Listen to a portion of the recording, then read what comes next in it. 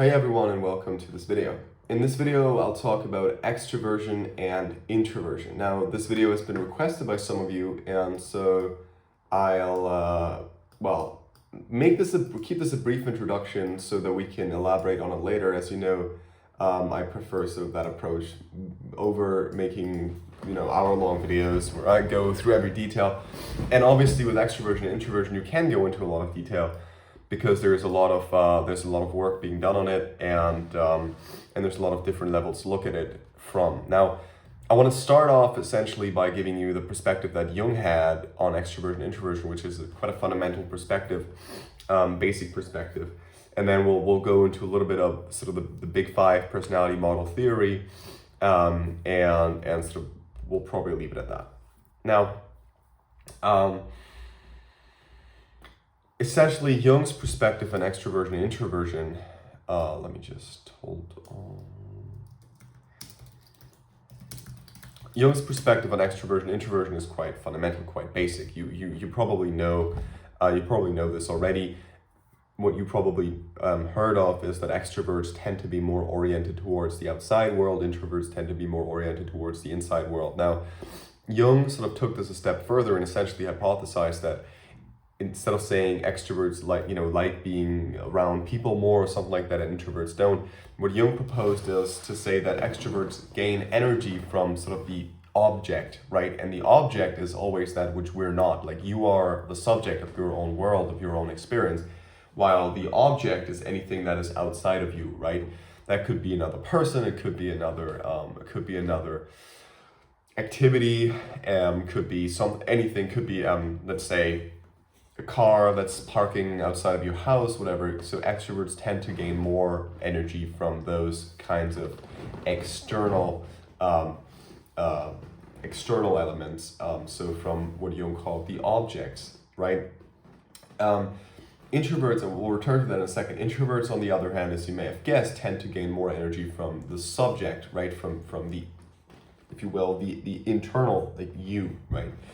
Now, for Jung, this correlates to the different sort of functions that we know, right? You know the functions that Jung proposed, essentially cognitive functions, right? Where he essentially said, well, there's sort of different cognitive orientations where you have people that are more oriented towards sensing, more oriented towards perceiving, more oriented towards other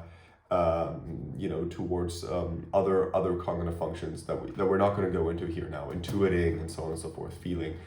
Now, the idea is that for Jung, essentially, the extroverted orientation or the introverted orientation was always paired with a certain cognitive orientation. So you may say, well, a person may be more generally oriented towards extroverted sensing, which essentially means extroverted, so sensing objects in the extroverted world. Now, that would essentially mean that you have you tend to be more prone to sense, let's say, aesthetics of houses or cars or people or whatever, something like that, or you tend to remember, essentially, if you go to a party, you tend to remember what everyone looked like. Now, introverted sensing, on the other hand, would be you're very sort of sensitive to what you feel like yourself. You recognize when you get sick a long time before you actually get sick. You know precisely what you feel within you, what you sense within you, because feeling for Jung was sort of very related to values and sort of moral judgments. Like, feeling is a judging function essentially, while sensing is a perceiving function. Anyways, that's on that note. But essentially, you see the difference between extroverts and introverts for Jung is not so much the idea that extroverts like to be around people more and introverts don't, but that on certain levels of analyses, extroverts tend to gain more energy from being in a context where more objects are present. Now, this may manifest itself in the let's say in the event of an extrovert having the tendency to to seek more stimulation from external objects, right? That could be an extrovert tends to, like, after a gathering, after a social day, after a day at university or wherever, an extrovert tends to come home and wanting to watch more videos on and learning things, or talk to friends, or or these kinds of things, right? Or go out and look at things and seek stimulation, while the introvert tends to be more reserved and sort of go and reflect on the state within. Now, as we'll see in a bit, in sort of a minute, we'll go into the sort of big five personality models, and we'll look at sort of the correlates that modern research showed us of these two orientations in terms of other personality factors. Now, just to stay with Jung for one more or half a minute, basically what Jung highlighted is that all of us have both extroversion and introversion within us. So we're not extroverts or introverts per se. We just tend to be more extroverted or introverted in certain regards, and you could even say with regard to certain functions, cognitive functions. Now, some people may be more oriented towards introverted thinking functions, right, logic, like, and while being more oriented towards extroverted sensing, right, as I explained earlier. So it's very difficult to simply say you're an extrovert, you're an introvert, but we have to sort of look at it in more detail and look at it in terms of the different functions. Now, if you're interested in this, there's a good book by Marie-Louise von Franz on Jung's. She gave some lectures on Jung's personality models, and if you're interested in this and other books, I do give out a free reading list. If you want it, you can find a link in the description of this video. And just give me your email address and your name, and then you can sign up to receive the free reading list from me. Now, continuing on to the big five personality models. Essentially, here we have a similar view, right? Extroversion is basically a dimension of personality, just as which sort of ranks from, let's say, 1 to 10, right? And 1 would be sort of an introverted personality, and 10 would be an extroverted personality. And this dimension includes, so the dimension of extrovert includes traits like sociability, assertiveness, activity level, and positive emotions. High extroversion is associated with being outgoing, energetic, and enthusiastic, right?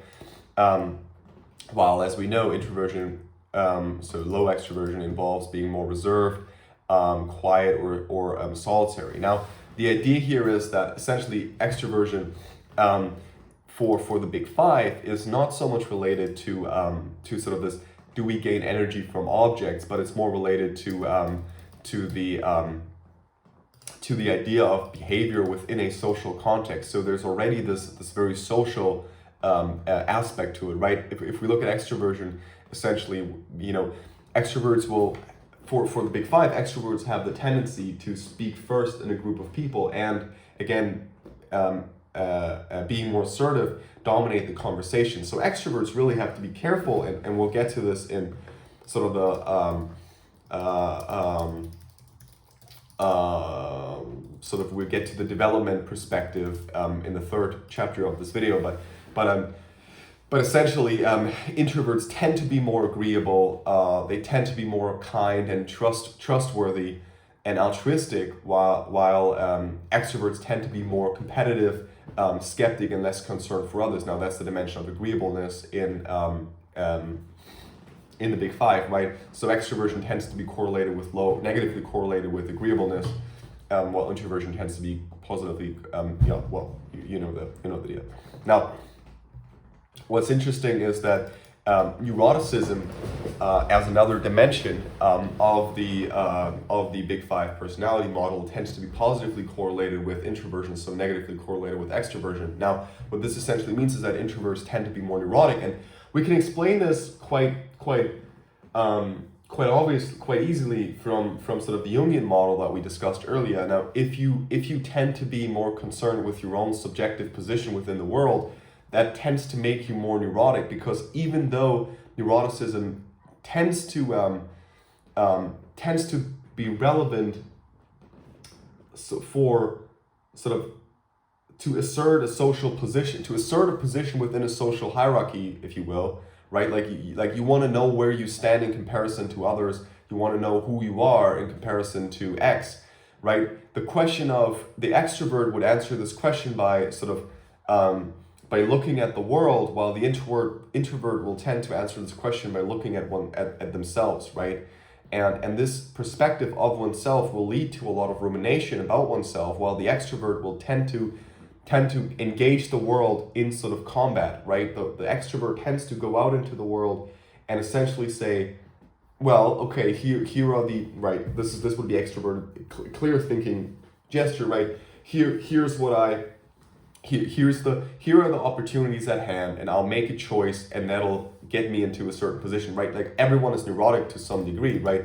It's just the question, does that lead to the correlates in the big five, anxiety, anger, depression, emotional reactivity, vulnerability, distress, right?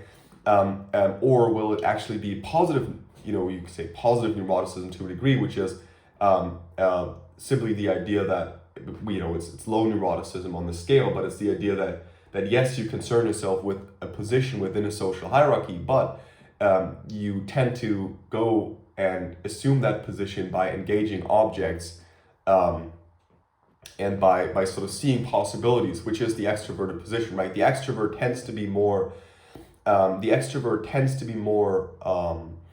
energetic and tends to be more positive, have a more positive outlook on the future, simply because the objective world is so vast, right? Like, there's always an object to engage with, and if that's your stimulation, it never gets. I would almost say it never gets boring if you speak about it on a dopaminergic level. Like, it never, like, you can always seek a release of some kind of positive feedback on the level of the brain if you're an extrovert, if you tend to be more extroverted. Now, if you tend to be more introverted, that's difficult, right? Because there's the introvert also tends to be more about oneself. Like, the conversation of the introvert and the thinking of the introvert tends to be more geared towards one's own world, right? It's always about, like, the introvert tends to respond, like, you want to, as an extrovert, you want to discuss a problem based on the problem, right? You want to say, like, for instance, you want to talk about coffee, and you want to say, well, what's the best coffee in the world? Now, as an extrovert, you tend to find criteria and evaluate the coffee based on its quality and whatever. You tend to make up a grid of criteria, and you then tend to, that would be extroverted thinking, right? You tend to make up a grid of criteria and tend to evaluate each coffee that you have at hand based on those criteria, and then decide what's the best one. Now, as an introvert, it would be a lot about, well, what do I think is the best coffee? Well, and introverted feeling, as the opposing function of extroverted thinking, would say, well, but what's good? What is a good coffee, and so on and so forth, right? Now, the one interesting idea of extroversion and introversion is that essentially extroversion has assertiveness and enthusiasm as subcomponents. Now, enthusiasm would be related to sociability and positive emotions that you genuinely feel towards life, and so on and so forth. And assertiveness would be related to sort of dominance in a certain hierarchy and goal-directed behavior. Now, if you're assertive, you can aim at a behavior, and then you can aim at a goal and then behave accordingly to reach it, right? For an introvert, that's quite difficult because first of all, it's not very clear what goal of an introvert is, because again, the introvert is very concerned with their own state, right? And this means that the introvert is always concerned with,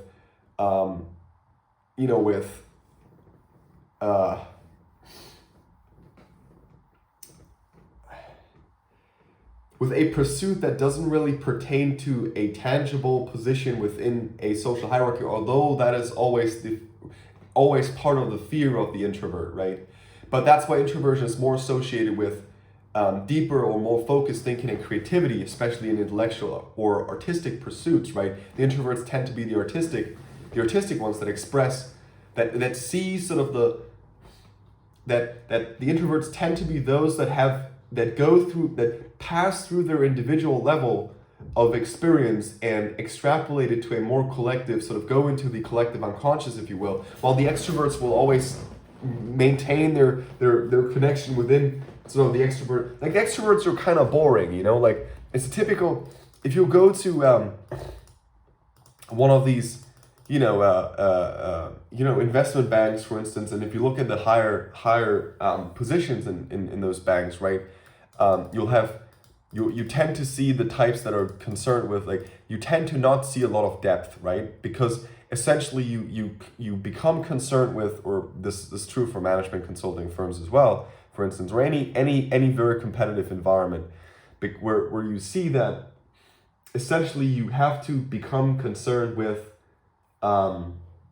pursuing an object so much that you can't be really concerned with the object itself. That is, you can't really penetrate the object through the personal layer towards an individual, towards a collective layer, towards a non-personal layer. Now, I think what is quite interesting is that if you look at it on a political level, there is actually I read this, and I think this is from Peterson, that there is a relationship between conservatism and extroversion and conscientiousness. And conscientiousness would be essentially, conscientiousness is self-discipline, organization, dependability, goal-oriented behavior again, right? Very much related also to assertiveness. High conscientiousness associated with being diligent, careful, and responsible, whereas low conscientiousness can involve impulsiveness and the lack of reliability. So it's very interesting because some extroversion can turn towards this hedonistic, pleasure-seeking, reward-seeking, short-term reward-seeking behavior, while if extroversion is paired with high conscientiousness, it can lead to and especially high assertiveness can lead to a very productive engagement with the world in essence, right? And again, this is then also conscientiousness related to a high disgust sensitivity, because you're essentially scared of novelty, and this would be another dimension of the Big Five, the final dimension that we haven't talked about, which is openness to experience, and that's actually an interesting dimension. It encompasses imagination, creativity, intellectual curiosity, and preference for variety. High openness is linked to being adventurous, open-minded, and inventive, while low openness suggests a preference for routine, familiarity, and practicality, right? And so you could say that essentially it's very interesting, because openness to experience, being open to experience means not being very neurotic, because you can't be scared of novelty. And neuroticism again measures emotional instability, which you can't really be emotionally unstable when you're experiencing something new, or when you're encountering something new. So, but then again, you have conscientiousness that's usually tends to be negatively correlated to openness to experience, because if you're very conscientious, you tend to seek familiarity, and you tend to find novelty disgusting to an extent. Literally disgusting on the brain level, right? I hope this makes sense. Now, let's wrap this up, and let's come to the final, the final perspective, which is the perspective, like the question, what do you do with this now?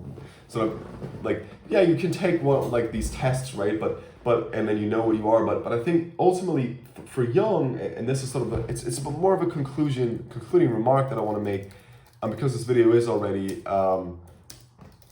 it's very long, and essentially the idea for Jung is that you move towards that, or you attempt to move towards that which you're not. So you attempt to move, if you're, again, like Jung seeks this sort of this wholeness, this idea of becoming more whole, of becoming more encompassing more aspects of the psyche within the structure that you already have. Now, you're born with the structure, right? That's what the Big Five attempts to test, right? I think most of it, I'm not sure, but I think it's biologically determined to an extent, right? Or based on your upbringing, it doesn't really matter for Jung. When you're in this sort of the second phase of life, where you're sort of in individuating part 2, right? Where you're attempting to develop your psyche more, let's say, breaking down consciousness, let's say, breaking down the status quo, you tend to explore those functions that are not dominant within you, because that's where you can learn something, right? Like if you're a very extroverted person, you tend to have your as a man, your anima tends to be situated within those functions that are not dominant within you. So if you're an extroverted man, your anima tends to be an introverted woman, and so on and so forth. But if you're very disagreeable, your anima tends to be agreeable. Now, it could also go the other way. It's not a determinate statement, but that's the tendency. And that's where you, and the reason for that is because that's where you seek essentially an entry point into the collective unconscious. You seek an entry point into the development of what you're not, right? And that's the sort of idea that the development always takes the route of that which you're not, basically. Well, thanks for watching the video. I hope these last remarks gave you a little bit of a perspective on how to develop along these lines, and there will be future videos on Jung's psychological functions, and therefore more on the sort of on introversion, extroversion. I'm also planning to make more videos on sort of the neuroscience of all of this, and psychology a little more depth. If you do enjoy those videos, then consider to subscribe. And also, as I mentioned this on a couple occasions, but I do have a book that's called An Always with a Never, where a lot of this is also written down, especially from a psychology and neuroscience perspective. So if you're interested in those topics, then do check out my website. You can find the link in the description. And thanks for tuning in. Take care.